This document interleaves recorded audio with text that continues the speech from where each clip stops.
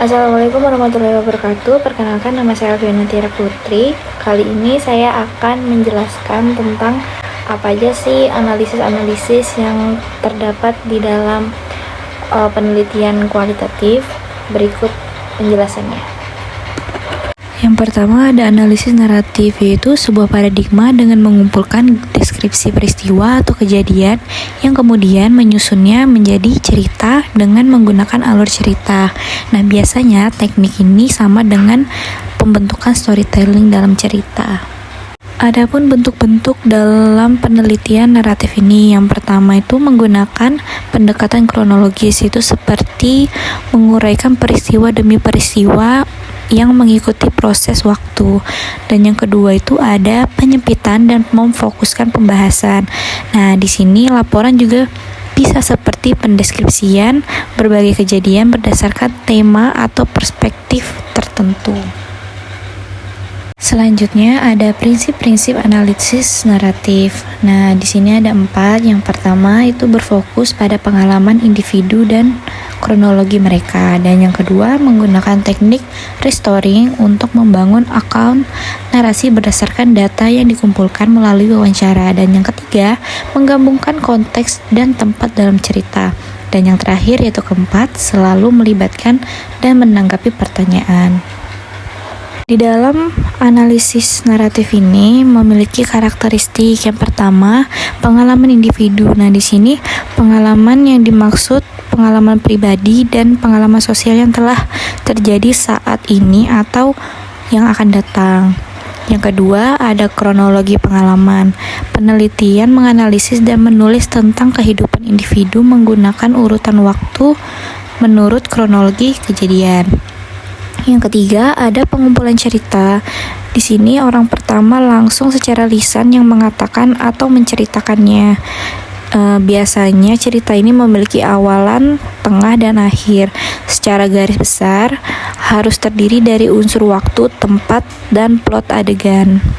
Dan yang keempat ada restoring. Nah, di sini proses di mana peneliti mengumpulkan cerita lalu menganalisisnya dengan unsur kunci cerita. Itu kayak waktu, tempat, plot, dan adegan yang kemudian menulis kembali alur cerita itu sesuai dengan kronologisnya.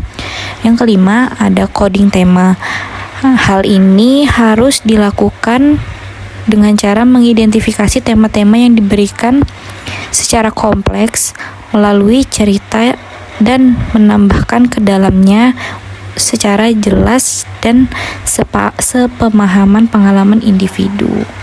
Yang keenam ada konteks atau latar. Di sini peneliti harus mendeskripsikan secara terperinci latar atau konteks di mana pengalaman individu menjadi sebuah pusat fenomenanya. Contohnya tuh seperti tempat kerja, keluarga, rumah, organisasi sosial, atau tempat-tempat lainnya. Yang terakhir ada kolaborasi. Nah, di sini peneliti harus aktif meliputi partisipannya dalam memeriksa sebuah cerita yang dibuka atau dikembangkan. Nah, yang dimaksud dari kolaborasi ini memiliki tujuan yaitu menegosiasi transisi dari pengumpulan data yang dia tulis, kemudian menyusun langkah-langkah untuk berbaur dengan partisipan dalam penelitian yang akan diteliti. Berikutnya ada yang namanya analisis semiotika. Semiotika ini merupakan metode penelitian dengan pendekatan tanda baca, yang dimana tanda baca ini memiliki makna tersendiri. Tujuan dari analisis semiotika ini yaitu mengetahui makna-makna yang terkandung dalam sebuah tanda dan kemudian menafsirkan makna tersebut sehingga diketahui bagaimana komunikator mengkonstruksikan pesan tersebut. Tanda ini terdiri dari 2 materi dasar yaitu ekspresi dan konten. Di dalam ekspresi dan konten ini cenderung berbentuk visual atau fisik yang ditangkap oleh manusia. Adapun aspek-aspek analisis semiotika ini, menurut Charles itu ada 3. Yang pertama, tanda.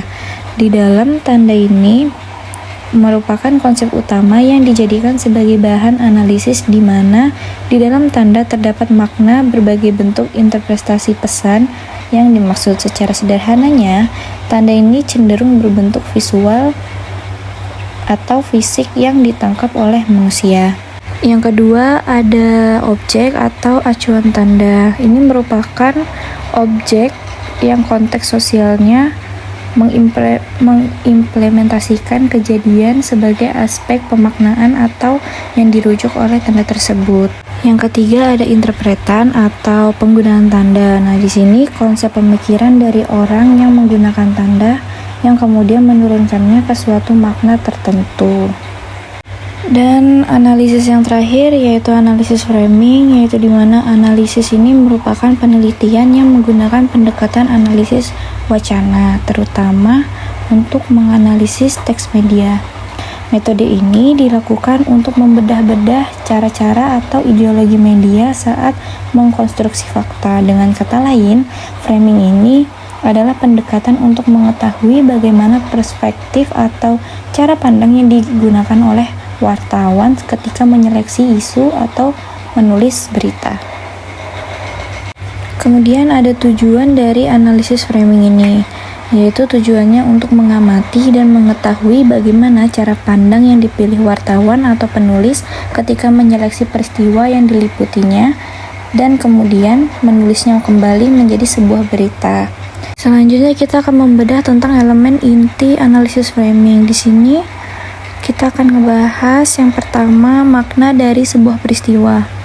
Di makna dari sebuah peristiwa ini berhubungan dengan bagian mana yang diliput dan mana yang tidak diliput. Kedua, ada fakta yang ditulis. Nah, di sini yang kedua ini bagaimana fakta-fakta itu ditulis, dan kemudian aspek ini berhubungan dengan pemakaian kata, kalimat, dan gambar untuk mendukung gagasan dari peneliti tersebut. Dari penjelasan yang sudah saya jelaskan itu dapat ditarik kesimpulan bahwa dari ketiga jenis analisis ini memiliki perbedaannya yang dapat kita pahami dengan mudah.